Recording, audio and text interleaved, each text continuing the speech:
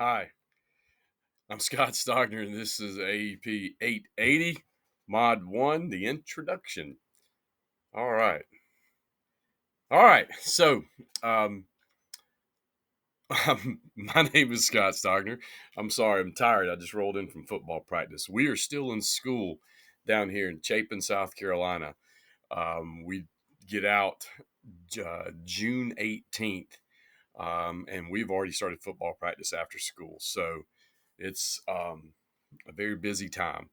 It's about to get even more busier for me.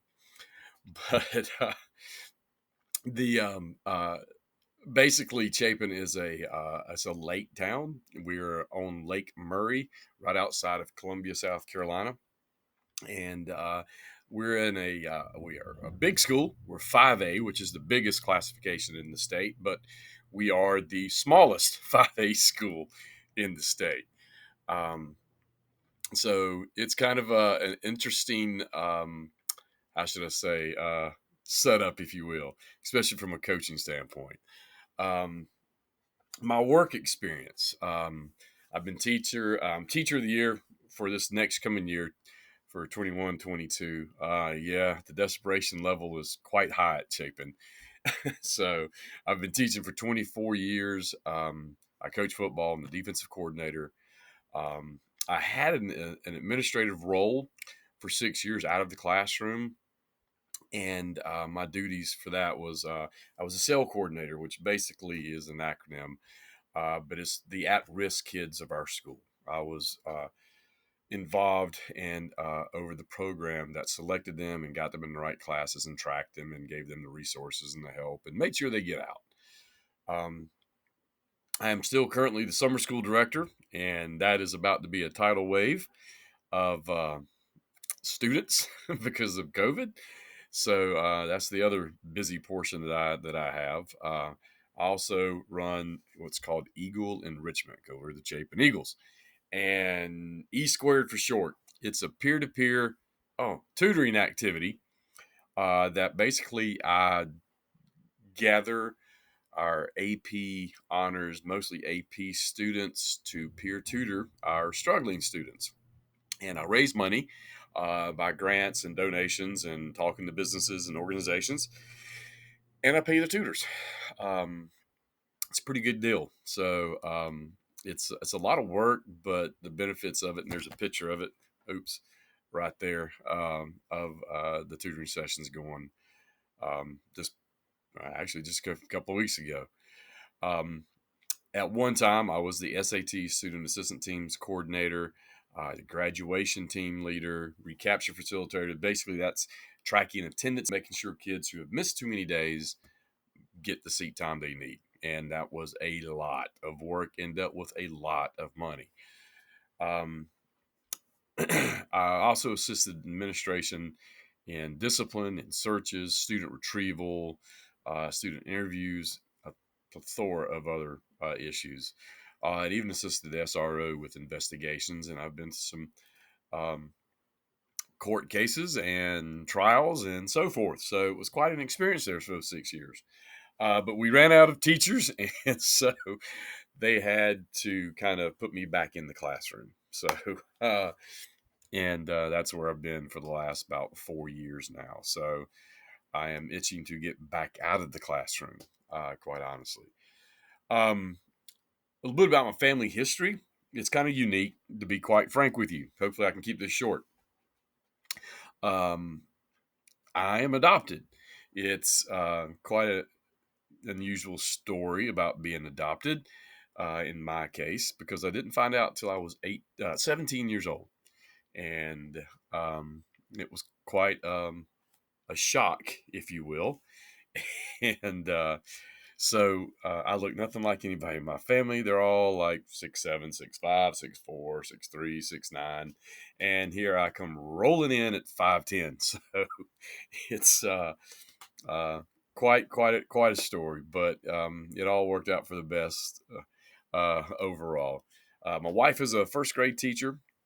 I do have a son who is graduating this year, and one son, as you see in the picture there, who's both of them are taller than me, but um, he is going to be a freshman next year. So I got one leaving and one coming.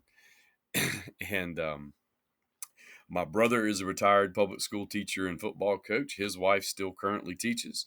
My brother in law just won his fourth state championship in baseball here in South Carolina, and he is a science teacher. My niece is a teacher, so I have a lot of teachers in the family. So it is quite a good deal. About my ancestry, well, being adopted, I just don't know. But I did ancestry.com and it was really neat. I am mostly Scottish and Northern Italy. So it's a combination that is unique. And when you do DNA ancestry, they trace your lineage across the ocean. And I do know that my birth mother was 15 years old back in 1968. So, but the cluster of my genetics literally came from the mountains of North Carolina and Tennessee. So, um, whatever youngin had me just rolled right off the mountains. So, but anyway, that's a little bit about me. We don't have any special customs and such. My wife's family is awesome, and whatever they've always done, I've kind of acclimated myself to do and quite enjoy it. So, um, it's a good deal. So, all right. These images. Now, I've had Miss Moody in another class, so I changed up the pictures a little bit. So I literally went with graphics this time. Um, I chose best dad because that is most important, is to be a father. That really is, and to raise your kids right, and to raise my two sons. My next image here is to be a husband and to be the best spouse and partner that I can be. And a big part of my life for the last 29 years, I have been a coach. Um, and I've coached football every single year. I've been a defensive coordinator now for about 15, 16, 17, 18 years. It just all meshes together now. But I was a head track coach, I was a golf coach, and a baseball coach briefly. So, and a strength coach for a few years. Also, I'm an educator. I teach, and what I believe education is important about is not just the academics, but about life. I love to lift weights. It is a great stress release. You know, round's a shape, but I try my best to not be round, so it's all good. I love the outdoors and fishing. I am a fishing fanatic, and I love to also, you see the Isle of Palms, which is in Charleston, right outside of Charleston, Mount Pleasant. If you guys out west or Midwest, excuse me, ever get the chance to come to South Carolina, I highly suggest you go there. I love being around water, whether it's fresh or salt, but I do love my salt water. And seeing that it must be in my blood, I do love the mountains. The Blue Ridge Mountains are not too far away. I'm lucky. Chapin, I'm an hour and a half from the beaches in Charleston, and I'm an hour and a half from the foothills of the mountains. So I am in a perfect location for both. I love music. I am a parrot head. I love Jimmy Buffett, but I'm also very diverse in my tastes, and I do like some metal. So I like to listen to a little bit of harder stuff from time to time. So that's a little bit about me. Resource one: preparing for culture diversity. This resource is about strategies that teachers can use effectively to engage students from varying backgrounds. There isn't a one size fit all solution. The resources provide numerous resources available to help both new and experienced educators learn more about the subject, about how to be more diverse. Um, the researchers agree on the underlying message that communication plays an integral role, and you'll also find insight into the preparation information about connecting with students and building relationships with families. True. To get to know your students, you have to know them on a personal basis and what makes up their personalities and why. Um, and so you have to understand your students. If you want to educate them, know them first. It's just that simple. All right, next. Um, Cultural diversity is some of our parts, which I thought was great. I can't pronounce her name, but here we go. Just Miss Hilda. This author, she in the TEDx talk really emphasized how first impressions of people really are basically like a barrier to someone who, because it literally can be a rock in our way in the perception of who this person really is. Um, Really, you read the book, and I said this later in the presentation. Read the book in spite of the cover. Get to know the person first. And she states that you should get close. You should try to pry respectfully and generally, because there's nothing worse than prying disingenuously to get to know one another. Don't do it just to do it and be correct about it. No, you do it to actually learn about this person. And that can tell you a lot about that particular individual and yourself at times. We are the sum of our parts. I love that because we know we are what makes us apart. We're like pieces of a puzzle that are put together, and we know which piece goes where and why. It's there, and it's what makes us. Um, Resource three: it's past time to appreciate cultural diversity. This video, with the author stating how first impressions can affect a person's perspective to you. She's Asian, but she's also Australian. I'm going to be honest with you. When she started to talk, threw me for a loop too. But that was really cool too. So those backgrounds don't mesh together normally that you would in your perception. So it's important about that to not make that be your final and only impression of a person. Um, it's crucial to invest in cultural diversity as it is to develop gender diversity. This is true in all facets of life in the business world. And she stated the cultural diverse teams can produce more accurate work by tapping into a wider variety of skills and experience. They're able to focus more on facts and remain objective. And it's come to my through my experience to, yeah, the more diverse you are, the more ideas that you can get that are better well rounded. Sorry, it's been a long day. And when you're trying to work as a team. Resource four: the challenges of cultural diversity. The author states in this video how 1 in 8 people are immigrants. I think that was kind of eye opening, if you will. And he also states how cultures can be very different and thus have discrimination cast upon people who are, I guess, in the minority, if you will, from those in the majority who are not the same. Um, and that's how prejudice has become about. And goes on to explain how xenophobia, ethnocentrism, and racism play a role in one's prejudices, and explains how explicit, which is seen, and implicit, which is unseen, racism can affect society as a whole and individually, and in what aspects. And it's how important it is for us to mold and shift that change, and which I do 100% agree with. Resource five, the last resource, it was quite different than the rest of the resources. Engaging diverse communities. But this article is important. Was about the importance of engaging residents in diverse communities in order to make their voices heard on the desires and interests that they may have.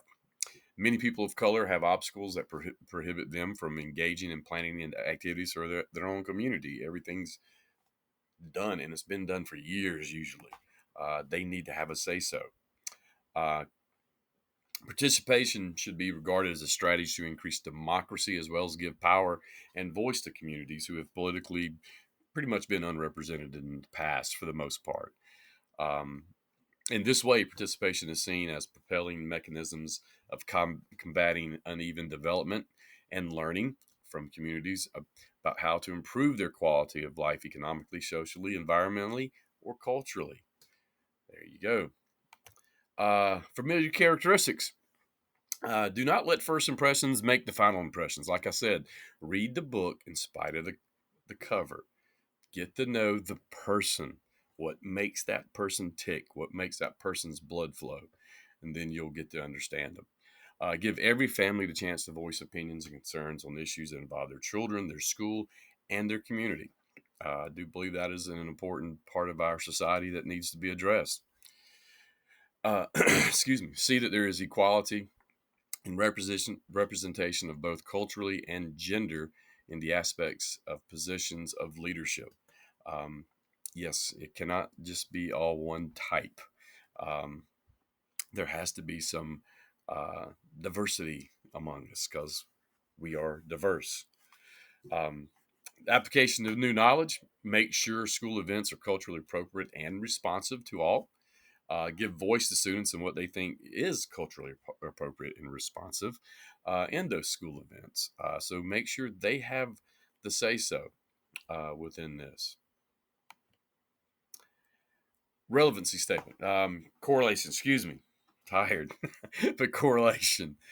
This assignment correlates by allowing us to demonstrate the capacity to use data to evaluate, design, cultivate, and advocate for supportive and inclusive school culture between staff and students and even the community.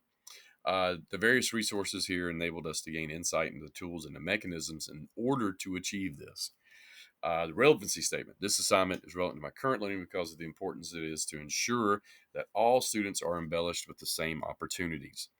It is important that all are made to feel and be inclusive in the school environment, but also that their family should have the same feelings. My school does not have a high minority ratio. It is increasing, but still relatively low in the comparisons to the rest of the state of South Carolina in the public school system. It is important that they are made to feel and to be a part of the voice of the school and even the community. We are getting a more influx of South Korean students now because we have a Samsung plant that opened up just down the road from us in a different county, but very close by. And I have four South Korean students in my class who speak little to no English. And so it has been quite a learning experience. And I tell you what I've been doing. They come in, they bow to me, and I bow right back as a sign of respect, and they love it. So, and I don't do that to be any way but respectful. But we are getting along just great, and everything's working out perfect.